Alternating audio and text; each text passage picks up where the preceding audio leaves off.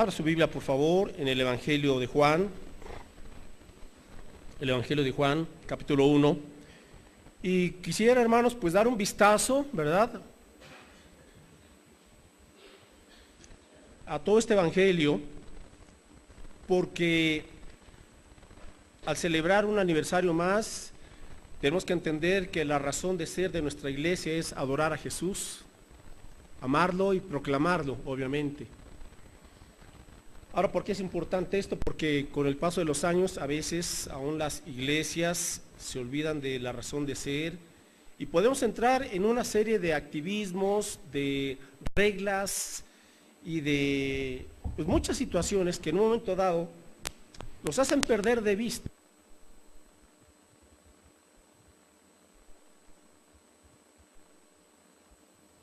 el amor. Lo merece. Un problema que existe hoy por hoy en muchas iglesias es que Jesús se ha convertido en un concepto nada más para muchos de los miembros. Y de ahí la debilidad en sus vidas en cuanto a la fe, en cuanto a una vida santa, en cuanto a una vida comprometida con Jesús, porque Jesús ha pasado a ser un concepto nada más. Y mis hermanos, esto es muy peligroso, porque Jesús no es un concepto. Él es el Hijo de Dios y Él vive para ser adorado, para ser creído, para ser obedecido. Así es que es bueno preguntarnos si no está usted teniendo solamente un concepto y por ello no ve una transformación, porque donde vive Jesús, las cosas no pueden seguir igual, punto. Donde Jesús llega a esa vida, la cambia radicalmente, porque así es Él. No es un concepto. Él es Dios hecho hombre. Juan capítulo 1, verso 1. En el principio era el Verbo, y el Verbo era con Dios, y el Verbo era Dios. Este era en el principio con Dios. Todas las cosas por Él fueron hechas, y sin Él, nada de lo que ha sido hecho fue hecho. Hoy vamos a ver entonces la singularidad de Jesús. ¿Quién es Jesús? Si a usted le preguntan, oye, a ver, descríbeme quién es Jesús, cómo es Jesús, para qué vino Él y qué efecto tiene en tu vida. ¿Qué le contestaré a usted? ¿Quién es Jesús? Así es que vamos a ver de manera muy breve y sustanciosa todo este evangelio. Espero terminar a buen tiempo. Comenzamos diciendo que Jesucristo es el Verbo, o sea, la palabra de Dios. Él es Dios, Él es el Hijo de Dios. Y Él es el creador del universo también, porque nos dice aquí que todas las cosas por Él, en el versículo 3, o sea, por Jesucristo, todas las cosas por Él fueron hechas. Y sin Él, nada de lo que ha sido hecho, fue hecho, incluyéndole a usted. Usted fue creado por Cristo Jesús. Yo fui creado por Él, porque la vida proviene de Él. Dice la Escritura que en Él estaba la vida. Y Jesucristo, siendo Dios y siendo creador del universo también, Él vino con un propósito, versículo 10. En el mundo estaba, y el mundo, por Él, por Jesucristo, fue hecho, pero el mundo, ¿qué? No le conoció. Y mucho me temo que hoy mucha gente en las iglesias tampoco conocen a Jesús. Saben acerca de Jesús, pero no conocen a Jesús en la intimidad. Verso 11, a lo suyo vino y los suyos no lo recibieron. ¿A quién vino Cristo en primer lugar? A su pueblo de Israel, pero su pueblo le rechazó en su mayoría. Pero dice aquí, verso 12, mas a todos los que le recibieron, a los que creen en su nombre les dio el poder, la potestad, el derecho, la autoridad de ser llamados hijos de Dios, de ser hechos hijos de Dios. Así es que en primer lugar Jesucristo es Dios, quien vino a darnos el perdón de pecados. Continuamos, Juan 1:29. Juan el Bautista, que era primo de Jesús, al verlo, dice de él, Juan 1:29, el siguiente día vio Juan, o sea, Juan el Bautista, vio a Jesús que venía a él y dijo, ¿qué dijo? He aquí el Cordero de Dios que quita el pecado del mundo. Ahora, para la mentalidad hebrea, esto del Cordero de Dios era por hoy, pues, ¿qué significa eso del Cordero de Dios? Bueno, en el Antiguo Testamento, un judío para recibir el perdón de pecados llevaba como ofrenda un sacrificio, una paloma o un cordero, ¿verdad? Y al sacrificar ese cordero, entonces sus pecados eran cubiertos, no eran quitados. ¿Sabía eso? En el Antiguo Testamento, ese cordero, su sangre derramada, lo único que hacía era cubrir sus pecados. No eran quitados. ¿Por qué? Porque el pecado solamente se puede quitar hasta que viniera el Cordero, que es Cristo Jesús. Y dice, he aquí el Cordero, Él quita, no solamente cubre, sino quita el pecado del mundo. Entonces, ¿cuál es el principal problema entre el ser humano y Dios? Nuestro pecado, que nos ha separado de Dios. Entonces viene Cristo, el Cordero de Dios, que fue sacrificado en la cruz del Calvario y derramó su sangre, que tiene poder para limpiar y para perdonar. Y cuando venimos a Cristo y le recibimos como Señor y Salvador, entonces Él quita el pecado y ahora podemos tener una comunión real, auténtica y hermosa con Dios y con Cristo Jesús, el Cordero de Dios. Continuamos, mis hermanos. Juan 3. Juan capítulo 3, versos del 1 al 3. Jesús ya había iniciado su ministerio. Juan 3 del 1 al 3, y dice aquí, había un hombre de los fariseos que se llamaba Nicodemo, un principal entre los judíos. Este vino a Jesús de noche y le dijo, Rabí, sabemos que has venido de Dios como maestro, porque nadie puede hacer estas señales que tú haces si no está Dios con él. Y respondió Jesús y le dijo, de cierto te digo, que el que no naciere de nuevo no puede ver el reino de Dios. Bueno, en este pasaje está Jesús, se acerca de noche a él, a Jesús, un líder, un principal, era una eminencia, no era cualquier judío. Dice, era entre los principales de los judíos, es decir, era un fariseo, alguien que estudiaba muy bien y sabía excelentemente el Antiguo Testamento, y por lo menos Nicodemo se había memorizado los 5 libros de la ley, de memoria, Génesis, Éxodo, Levítico, Números y Deuteronomio. No era cualquier persona, una eminencia. Pero como religioso, Nicodemo, a fin de cuentas, vio algo diferente en Jesús. Y aquí viene el asunto, mis hermanos. Podemos tener toda la religión del mundo y carecer del poder único que da Jesús. Este hombre religioso, como era Nicodemo, vio algo distinto en Jesús. Se acerca a Jesús de noche, sin duda alguna, porque tenía temor de sus colegas, de los otros líderes del Sanedrín, que eran 70 o 71. Y para que no lo criticaran, se acerca de noche a Jesús, para que no lo vieran. ¿Sentía vergüenza? Sí, lo entendemos, porque Jesús vino a ser un parteaguas en el judaísmo, un judaísmo que se había corrompido, un judaísmo que tenía solamente apariencia de piedad en tanta religiosidad. Su religión se había vuelto una carga. Y cuando ven a Jesús, un joven rabí, diferente, con su vida, y se acerca a Nicodemo preguntándole, pues tú has venido de Dios, estamos viendo tus señales. Pero Jesús va directo al grano. No se pone Jesús aquí a discutir teología con un rabino judío. Los rabinos eran muy inteligentes, muy perspicaces, muy capaces, muy sagaces. Jesús sabía que Nicodemo no sabía que el problema de Nicodemo era su corazón. Y le dice al grano, Nicodemo, el que no naciere de nuevo no puede ver el reino de Dios. Nicodemo debió de haber sabido a qué se estaba refiriendo Jesús. Sabía el Antiguo Testamento. El Antiguo Testamento hablaba de ese volver a nacer a través del Espíritu Santo. Y este es el asunto que hoy por hoy, mis hermanos, usted puede ser un buen bautista sin haber nacido de nuevo. Buen bautista. Por ello, al cumplir un año más de vida, hermanos, tenemos que, como dijo Pablo, probaos si estáis en fe. Que Jesús no sea un concepto, sino que tu vida realmente haya experimentado el nuevo nacimiento. ¿Qué es el nuevo nacimiento?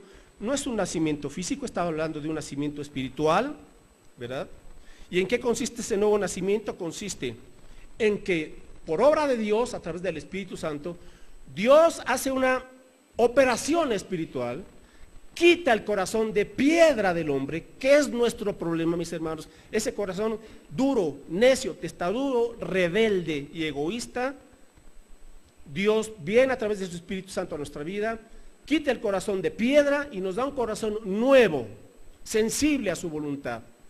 Viene su Espíritu Santo y nuestra antigua naturaleza, o ese corazón de piedra, queda crucificado juntamente con Cristo, y nos da el Señor Jesucristo con su presencia una nueva naturaleza espiritual. Eso es lo que necesitaba Nicodemo, no más religión, necesitaba la vida espiritual, volver a nacer.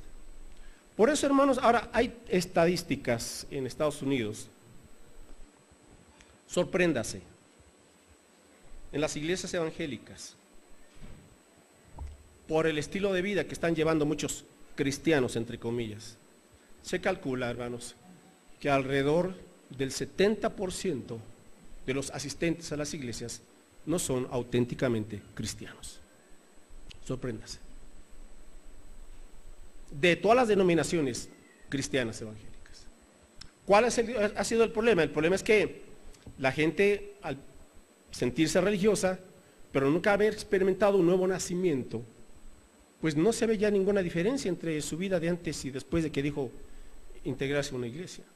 Nicodemo no necesitaba más religión, Nicodemo no necesitaba más señales ni milagros, Nicodemo necesitaba un cambio profundamente, auténticamente hecho por Dios. Jesús le dijo, ¿cómo? Versículo 16, Juan 3:16. Por tal manera amó Dios a su único Hijo, para que todo aquel que en él cree no se pierda, mas tenga vida eterna. Porque no envió Dios a su Hijo al mundo para condenar al mundo, sino para que el mundo sea salvo por él. El que en él cree no es condenado, pero el que no cree ya ha sido condenado porque no ha creído en el nombre del unigénito Hijo de Dios. Ahora es muy clara la Escritura. Si una persona se condena es porque ha rechazado a Cristo. Prefirió su incredulidad, prefirió su religión, pero rechazó a Cristo. Una cosa es la religión, otra cosa es Jesucristo. Muy distinto, nada que ver. Seguimos, Juan capítulo 4. El Señor tiene un encuentro aquí con una mujer a quien se le denomina la samaritana. Una mujer que había tenido 5 maridos. Le ganó a Elizabeth Taylor. No sé cuántos tuvo ella, pero también tuvo ahí su lista, ¿verdad? De esposos y de divorcios. Bueno, pues aquí no hay nada nuevo.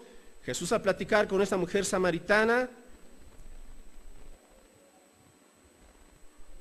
y al platicar, al ir Jesús a tomar agua de ese pozo, y al tener ese diálogo, Jesús la confronta con amor, con su realidad. Mujer, le dice Jesús, llama a tu marido. Y ella dice, Juan 4:17, Señor, no tengo marido. Y Jesús le dijo, bien has dicho, no tengo marido, porque 5 maridos has tenido, y el que ahora tienes no es tu marido. Esto has dicho con verdad. ¿Cómo supo Jesús de cuántos maridos tenía esta mujer? Porque él era Dios, él conocía el corazón. ¿Sabe? Jesús conoce sus profundos secretos que usted guarda ahí en su corazón.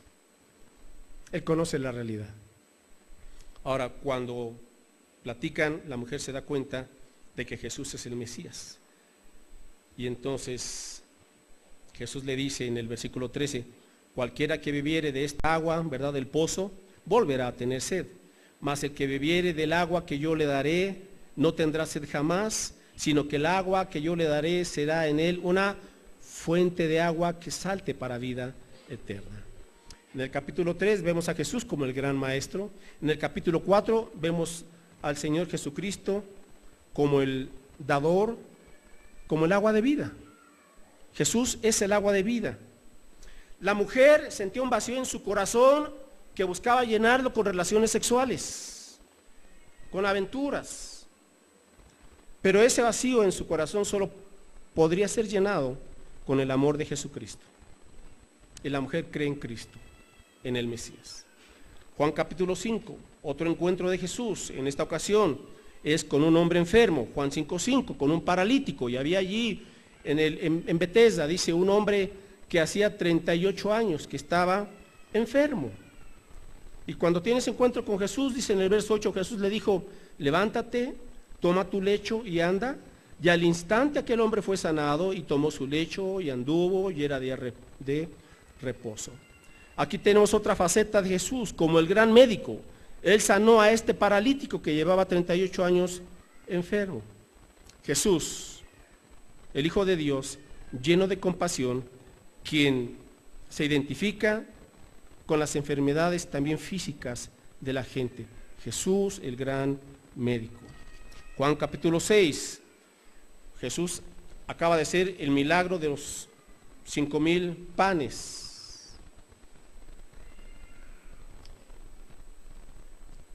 Y después de ese milagro, había una multitud, por lo menos de 5,000 varones, y al ver este milagro, Jesús les dice: yo soy el pan de vida. Juan 6:47. De cierto os digo, el que cree en mí tiene vida eterna. Yo soy el pan de vida. Vuestros padres comieron el maná en el desierto y murieron. Verso 51.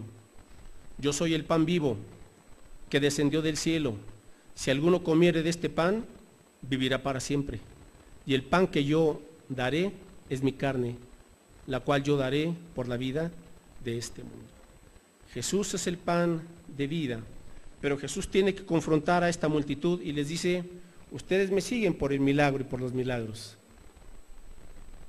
pero de eso no se trata la vida. La gente puede seguir milagros sin seguir a Jesús. Por eso Jesús en este pasaje, cuando él habla de tiene que comer mi carne y beber mi sangre, él estaba hablando de su sacrificio, pero también estaba hablando de parte de ellos, tienen que entregarse a mí, una vida completa. Y dice la Escritura que a partir de ese momento, toda la multitud le dio la espalda a Jesús.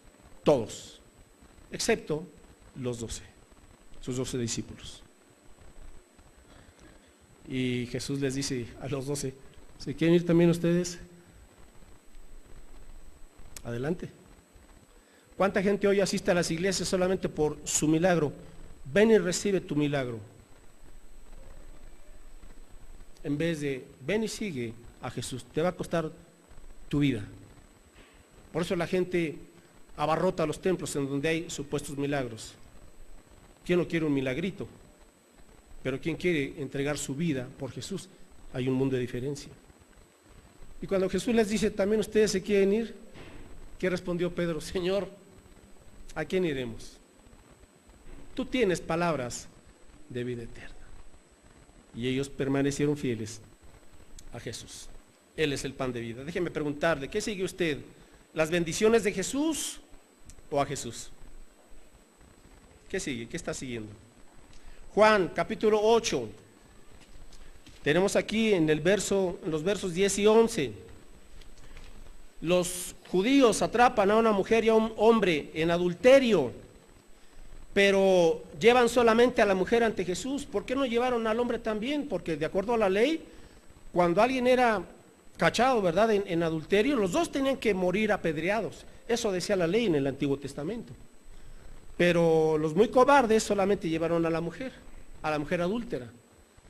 Y le dicen a Jesús, bueno, a ver, ¿tú qué dices? Y Jesús se pone a escribir en la arena. No sabemos qué escribió. Pero dice en el verso 7 que como insistieran en preguntarle, Jesús se enderezó y les dijo: el que de ustedes esté sin pecado, sea el primero en arrojar contra ella la piedra. Verso 8, inclinándose de nuevo hacia el suelo, siguió escribiendo en la tierra, pero ellos al oír esto, acusados por su conciencia, salían uno a uno, comenzando desde los más viejos hasta los postreros, y quedó solo Jesús y la mujer que estaba en medio. Enderezándose Jesús y no viendo a nadie, sino a la mujer, le dijo: mujer, ¿dónde están los que te acusaban? ¿Ninguno te condenó? ¿Qué pasó con esos fariseos hipócritas? A ver, ¿quién está libre de pecado? Verso 8. Mujer, ¿dónde están los que te acusaban? ¿Ninguno te condenó? Verso 11. Y ella dijo: ninguno, Señor. Entonces Jesús le dijo, ni yo te condeno, vete y no peques más. Aquí nos encontramos con la gracia de Jesús. La ley decía, tiene que morir apedreada. Jesús la perdona. Ahora, ¿pero qué le dice Jesús? Mujer, ni yo te condeno. Ahora, vete, pero ya no sigas pecando. El perdón de Cristo, hermanos, es único. Nosotros como seres humanos señalamos frecuentemente con nuestro dedo índice a los demás, acusándoles, pero no vemos lo que nosotros somos o hacemos. Y tenemos que recordar, mis hermanos, la gracia de Jesús. La gracia de Jesús nos alcanzó, nos perdonó, para que ya no siguiéramos viviendo como antes, pero mis hermanos, cubiertos siempre con su gracia. Gracias, Cristo, porque no nos has condenado. Amén. Juan 8:12, Él dice, yo soy la luz del mundo. Juan 8:12. El que me sigue no andará en tinieblas, sino que tendrá, ¿qué? La luz de la vida. Hoy la gente no sabe qué es la verdad. No sabe cuál es el camino. No sabe la razón de su existencia. No sabe quién le creó. No sabe a dónde se dirige. Están como ciegos espirituales. Jesús les dice, yo soy la luz. El que me sigue no andará en tinieblas. Ahora los creyentes tenemos una claridad única en cuanto a dónde vamos a ir y con quién vamos a ir y lo que nos espera en el futuro. Amén. ¿Qué nos espera en el futuro? Que es Cristo en vosotros, la esperanza de gloria. Esperamos que un día Cristo venga por nosotros y nos lleve a su presencia para vivir con Él por toda la eternidad, disfrutar de su amor, de su gozo, de su carácter santo y perfecto por siempre y para siempre. Ya no estamos en tinieblas, gracias a Jesús. Juan 8:31 y 32, seguimos ahí. Jesús dijo entonces a los judíos que habían creído en Él, creído entre comillas, si vosotros permaneciereis en mi palabra, seréis verdaderamente mis discípulos y conoceréis la verdad, y la verdad os hará libres. Verso 36. Así que si el Hijo os libertare, seréis verdaderamente libres. ¿Qué está buscando la gente hoy por hoy? Libertad. La gente hoy por hoy tiene muchas luchas con todo tipo de adicciones. Se les llaman adicciones, vicios, la Biblia le llama pecado o esclavitud. Pero la gente acude a terapias, aquí y allá, y a lugares, a retiros, porque lucha con ataduras internas, con vicios, con patrones de pensamiento que no puede dejar. Sentimiento de culpa, con amarguras, con rencores, con memorias antiguas, con muchas cosas. Son esclavos. Hay gente que se levanta en la mañana y se levanta con depresión. No tiene ganas de ir a la escuela, no tiene ganas de ir a trabajar, tiene miedo de enfrentar la vida. Ven a Jesús. Si Él te libera, serás verdaderamente libre. Adiós depresión, adiós opresión del Satanás, porque Jesús le venció en la cruz del Calvario. Si el Hijo os libertare, seréis verdaderamente libres. Pero Jesús dijo, si mis palabras permanecen en ti, serás verdaderamente mi discípulo. Amén. Jesús, el gran libertador. ¿Lo conoce? ¿Lo conoce? Juan 10:10, Jesús dijo, el ladrón no viene sino para hurtar y matar y destruir. Yo he venido para que tengan vida, no para que tengan religión, para que tengan vida y para que la tengan en abundancia. ¿Cuál es esta vida en abundancia? Es una vida abundante en fe, abundante en amor, abundante en gozo, abundante en la paz de Cristo, abundante en sabiduría. Es la vida de Cristo en nosotros. El ladrón, Satanás, él ha venido a robar todo eso al ser humano, pero Cristo vino a darnos vida. Ahora Cristo, Juan 10:10 y Juan 10:11, dice aquí, yo soy el buen pastor su vida da por las ovejas. Jesús es el buen pastor, nosotros somos ahora sus ovejas, y como pastor Jesús se ha comprometido todos los días a guiarnos, a cuidarnos y a alimentarnos. Por eso tenemos el Salmo 23, del cual hablé un poco la semana pasada, en donde dice el rey David, Jehová es mi pastor, nada me faltará. Todos los días contamos con la provisión en todos los aspectos de Cristo Jesús. Ahora Jesús dijo, mis ovejas oyen mi voz y me siguen. ¿Entiende ahora por qué Jesús no es un concepto? Él es una persona, Él es Dios. Y Él todos los días nos habla por su palabra. No por una imaginación o que uno escuche o imagine palabras, no, hermanos, aquí está la palabra viva, más fiel, dice Pedro, más fiel y segura. Y cuando la leemos, la estudiamos, estamos escuchando al Dios mismo. Mis ovejas oyen mi voz y me siguen, me siguen, me siguen.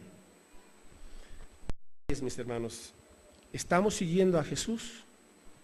Seguir a Jesús no es de cada domingo, seguir a Jesús es de cada día de la semana, porque cada día Él tiene un plan y un propósito, y cada día nos acompaña. Juan 11 verso 25, muere su amigo Lázaro, y Jesús le dice a Marta, yo soy la resurrección y la vida, el que cree en mí, aunque esté muerto, ¿qué? Vivirá, y todo aquel que vive y cree en mí, no morirá eternamente. ¿Crees esto? Y le dijo, sí, Señor, yo he creído que tú eres el Cristo, el Hijo de Dios, que has venido al mundo. Mucha gente le tiene miedo a la muerte, pero el creyente ya no le tiene miedo a la muerte, porque la muerte es la puerta para entrar a la eternidad con Dios. Amén. Entonces para los creyentes ahorita la muerte ya no es algo que nos aterra, ya no es una incertidumbre, ya la muerte es mi pase directo a través de Cristo Jesús al Padre Celestial. Él es la resurrección y la vida, el que esté muerto, pero que cree en Él, vivirá. Un día seremos resucitados. Juan capítulo 13, Jesús está a punto de ir a la cruz del Calvario. Juan 13 está con sus discípulos, Juan 13, y dice aquí, vosotros me llamáis maestro y señor, y decís bien, porque lo soy. Pues si yo, el Señor y maestro, he lavado vuestros pies, vosotros también debéis lavar los pies los unos a los otros, porque ejemplo os he dado para que yo os he hecho, vosotros también hagáis. Jesús el siervo, Jesús el siervo. Él dijo, yo no vine a ser servido, yo vine a dar mi vida y vine a servir a muchos. Hermanos, y este es el ejemplo. Ahora el creyente, ese creyente que antes de ser cristiano éramos, hermanos, egoístas, no nos gustaba servir a los demás, y por qué yo, y pues tú qué te crees, y manda a los demás, y espérese, cuando venimos a Cristo, Dios nos da un corazón de siervos. Señor, ¿qué quieres que haga? Señor, tú siendo Dios, creador del universo, hiciste a un lado tus prerrogativas, tus privilegios. Señor, te hiciste como un humano, y aquí diste tu vida y le lavaste los pies a tus discípulos. Señor, sufriste y todo lo hiciste por mí. Padre, ¿qué puedo negarte yo a ti en cuanto a servirte? Tú no negaste nada, Señor. Diste tu vida. Entonces el creyente ahora sirve, no por obligación, por amor. Ejemplo te he dado. Ahora tú sirve a los demás y sea un ejemplo.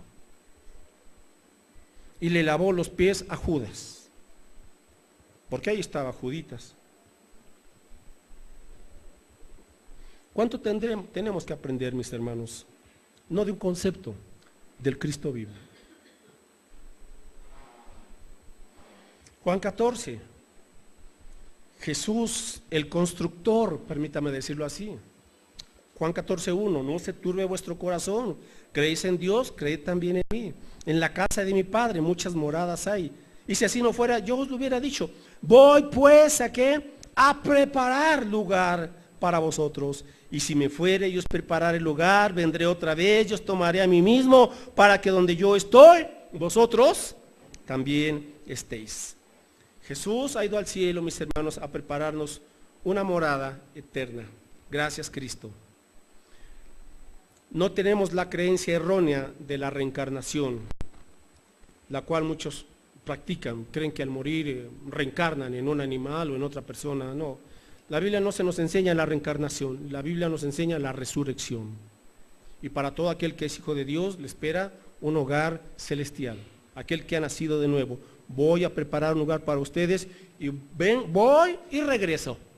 Voy y regreso para que donde yo estoy, ¿qué dice? Ustedes también estéis. ¿Cree esta promesa? Hermanos, nos espera el cielo con Cristo Jesús. Juan 14:6. Ahora, porque le preguntan a Jesús en el versículo 4, y sabéis a dónde yo voy, sabéis el camino, verso 5. Le dijo Tomás, Señor, no sabemos a dónde vas, ¿cómo pues podemos saber el camino? ¿Cuál es el camino? Verso 6, Jesús le dijo, yo soy el camino y la verdad y la vida, nadie viene al Padre sino por mí. Jesús es el único camino, la única verdad y la única vida que nos lleva directamente a la presencia del Padre. Jesús no dijo yo soy un camino entre muchos, no, Él dijo yo soy el camino. Jesús no dijo el camino es la religión, no, Él es el camino, la verdad y la vida. Y ante la preocupación de, porque Él vio los rostros de sus discípulos, los vio preocupados, porque Él les dijo pues que ya se iba. Después de haber caminado con Jesús todos los días, 3 años y medio más o menos, Él se va. Entonces imagínense el corazón y el rostro y el sentimiento y la lucha de emociones de sus discípulos. Entonces Jesús vio sus expresiones y les dice, a ver, tranquilos. Juan 14, 27. La paz os dejo, mi paz os doy. Yo no os la doy como el mundo la da. No se turbe vuestro corazón, ni tenga miedo. Eso solamente lo puede dar Jesús. No te preocupes, no tengas miedo. Te dejo mi paz. Vive bien mientras yo vengo. Tranquilo, tranquila. Juan 15, verso 5. Yo soy la vid verdadera, yo soy la vid, vosotros los pámpanos. El que permanece en mí y yo en él, este lleva mucho fruto, porque separados de mí nada podéis hacer. Ahora, qué interesante que esta figura la explica Jesús horas antes de ir a la cruz. Y están con él los 12. O sea, es una reunión muy íntima, muy íntima. Y aquí tenemos que poner atención, mis hermanos, los que ya tenemos algunos añitos de caminar con el Señor. ¿Por qué Jesús les dijo esto? Porque Jesús conoce a fin de cuentas cómo somos los seres humanos y aún los cristianos.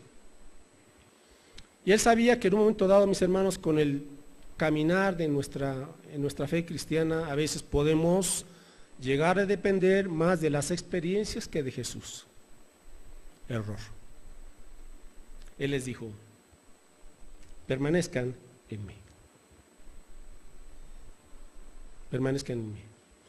Y este es el secreto, hermanos, del por qué o cómo un creyente puede llevar, después de tantos años en su caminar con Cristo, seguir llevando mucho fruto, permaneciendo en Jesús. Insisto, no es permanecer en un concepto, es permanecer en el Cristo vivo. El que permanece en mí, en comunión, en relación conmigo, por ende, como consecuencia, llevará mucho fruto.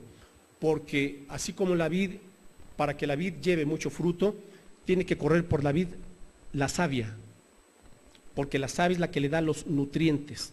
Las ramas no producen nada, es la savia. Las ramas solamente llevan fruto. En la vida del cristiano, mientras estemos en comunión con el Espíritu del Señor, con el Cristo vivo, fluirá esa savia que es el poder de su presencia. Y hermanos, como algo natural habrá fruto. Punto. Todo buen árbol lleva buenos frutos, todo mal árbol lleva malos frutos. No se equivoque. Usted puede decir, pero yo tengo muchas ramitas y mucha hojarasca. No, es fruto. ¿Qué fruto hay en tu vida? Un carácter transformado. Fruto que es hacer obras dignas de arrepentimiento. Fruto, el fruto del Espíritu. Fruto, almas nuevas. Permanecer en Cristo todos los días. Tener comunión con Él. Juan 16, a punto de concluir su mensaje, Jesús les habla del gozo que permanecerá en ellos, aunque haya tristeza por esa separación temporal. Pero Jesús les da aquí una tremenda promesa, mis hermanos. Juan 16, 33. Estas cosas os he hablado para que en mí tengáis paz. En el mundo tendréis aflicción, pero confiad, yo he vencido al mundo. Aquí está la promesa del Señor. Les dice, a ver, tranquilos, saben, van a enfrentar aflicciones en el mundo, aunque sean creyentes, habrá luchas, habrá dificultades, habrá adversidad, habrá pruebas, habrá descalabros, habrá tropiezos. tranquilos, confíen en mí, dice Jesús. Yo vencí al mundo. Tan tan. Y como yo vencí al mundo y yo estoy en ustedes, no te preocupes, no te angusties. Confía en mí. Esa es la clave, mis hermanos. ¿Confía usted en Cristo? Si confía en Cristo, tendrá su paz y usted enfrentará el mundo con una certeza que nada ni nadie se la puede dar, solamente Cristo. Juan 17, Jesús ora por sus discípulos. Jesús dice en el versículo 4, Padre, te he glorificado en la tierra, he acabado la obra que me diste que hiciese. Estaba a punto de ir a la cruz del Calvario, entonces él se refería a otra obra. ¿Cuál era esa otra obra? Señor, aquí preparé a este grupo de discípulos. Están entrenados, están equipados, están listos para llevar el Evangelio. Ahora, Padre, los encomiendo en tus manos, guárdalos de todo el mal, santifícalos con tu palabra, y Señor, oro por los que van a creer como resultado de su testimonio.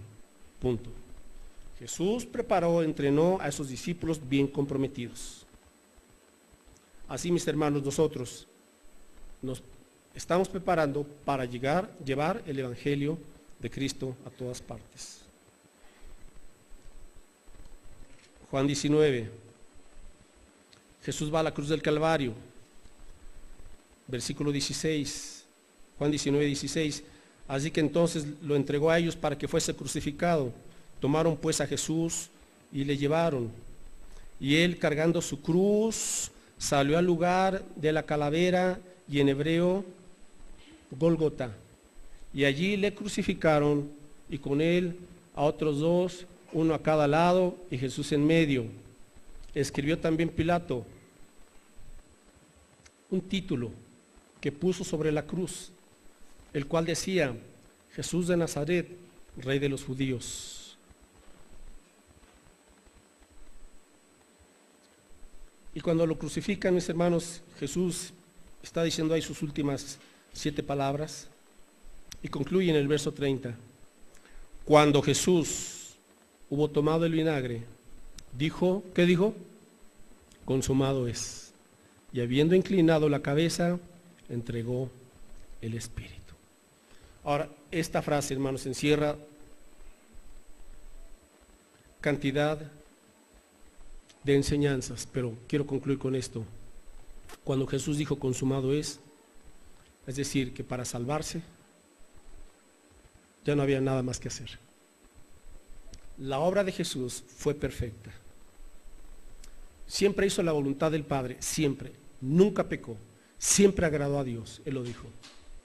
Y al ir en la cruz del Calvario, Él sufre escupitajos, golpes, cachetadas, latigazos, lo peor. Lo llevan a la cruz del Calvario, lo crucifican, y ahí en la cruz del Calvario, sufriendo un dolor como nadie se lo puede imaginar, derramando hasta la última gota de sangre, Jesús dice, consumado es. Hecho está. La salvación se logró, la salvación se compró. El ser humano no puede agregarle algo para ganarse la salvación. Cristo la pagó perfectamente en la cruz del Calvario. ¿Qué tenemos que hacer? Venir con un corazón arrepentido y en fe: Señor, yo creo en tu obra, tú diste tu vida por mí, llevaste la ira del Padre, ira que yo merecía, pagaste en la cruz el infierno que yo merecía, porque cuando Jesús dijo, tengo sed, en ese momento el Señor estaba pagando el infierno que usted y yo merecíamos. Él lo llevó ahí intensamente. Cargó con nuestro pecado. Como dice el apóstol Pablo en 2 Corintios capítulo 5, que Él se hizo pecado por nosotros. Él no pecó, llevó todo el pecado de toda la humanidad, todo absolutamente. Por eso hubo unas horas en las cuales Jesús dijo, Dios mío, ¿por qué me has abandonado? Porque en ese momento en la cruz, al llevar todo el pecado, el Padre no podía mirar el pecado y tuvo que dejar al Hijo 3 horas. En ese momento Él padeció y llevó y pagó el precio por nuestra salvación completamente. Y al haberlo pagado, y al haber dicho, Padre, consumado es, dijo, Padre, en tus manos encomiendo mi espíritu. Se restablece la comunión del Padre con el Hijo una vez que Cristo pagó en la cruz del Calvario. Hermanos, tenemos la salvación. Amén. La tenemos, no nos costó nada, pero a Él le costó todo, todo. Entonces, Jesús al morir en la cruz es sepultado y al tercer día, vamos a Juan 20, por favor, Juan 21, al tercer día dice aquí, después de su resurrección, el primer día de la semana, María Magdalena fue de mañana, siendo aún oscuro, al sepulcro y vio quitada la piedra del sepulcro. Verso 2, entonces corrió y fue a Simón Pedro y al otro discípulo, aquel al que amaba Jesús, y les dijo, se han llevado del sepulcro al Señor y no sabemos dónde le han puesto.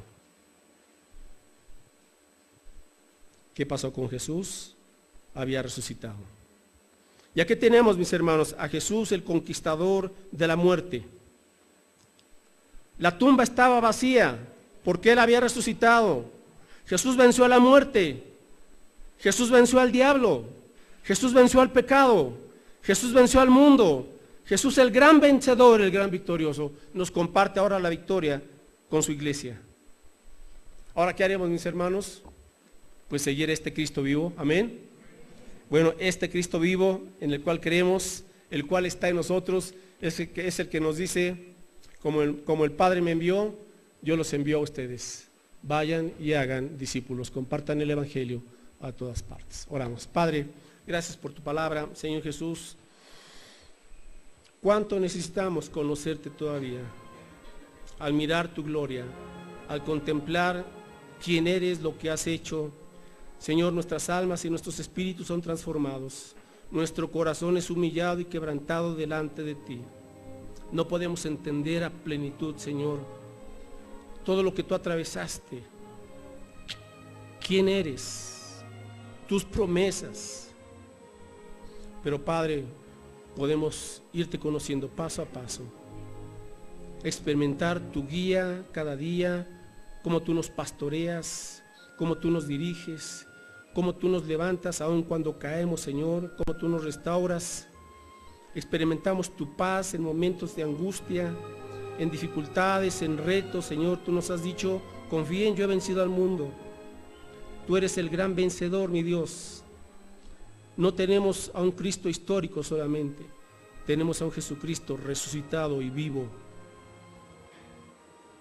Y en base a esto, Señor, es que oramos para que tu iglesia pueda confiar plenamente en ti, mi Señor, amarte, seguirte, servirte como tú lo mereces, Jesús.